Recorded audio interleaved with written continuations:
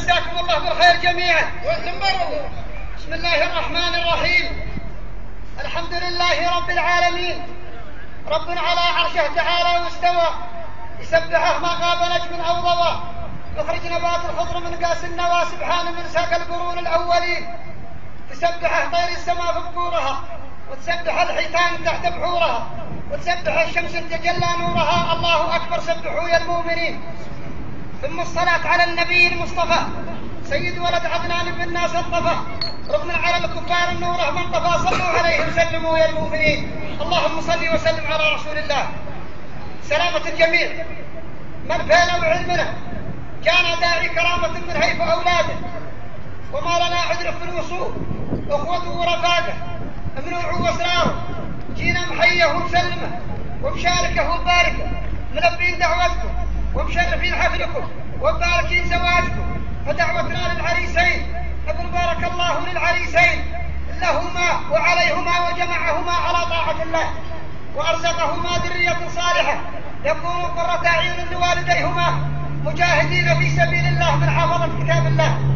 قدمني قبائل خولان من عامر الموجودين، والباقين في بيوتهم قالين، شرفوني بتقديمي لهم في المقام وأخدمهم بالكلام، وأستغفر الله وأتوب إليه على إني قدمت من هو أكبر مني سنا وأفصح مني لسانا وأعلى مني مكانا، ولكن طلب لهم تقدمنا، جينا نفاعة ومعينة بمبلغ ان جملنا بودنا بالجميل، والنقص الشريف بنت بني عمنا، وثوب ستر لنا اكملوا نقصنا ووفوا بخسنا، والباقي توفيها المعزة والمحبة والصداقة والزمالة والأخوة والرفقة والمناعة.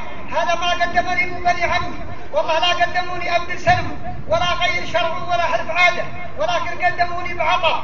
ثانيا، واجبنا من واجبكم، وعشائنا من عشائكم، ومناسبتنا من مناسبتكم، وتحدثون لنا شيء خاص أو واجب خاص لنا يا قبائل خولان، محروم فينا ولا يكتب لنا.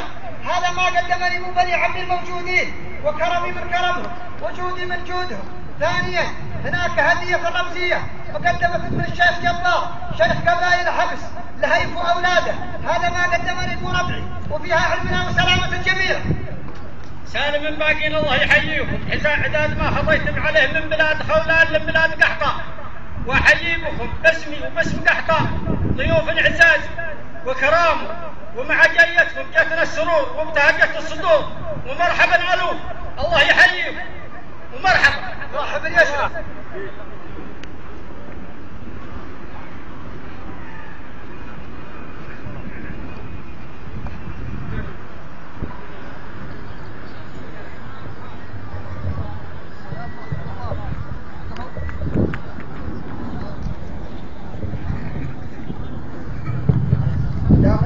دامنا أغمار آل مسعود وصغارنا فداكم يمر على مزلناهم موتى ونفدا وجوهكم. دامنا أغمار آل مسعود وصغار، دام جنب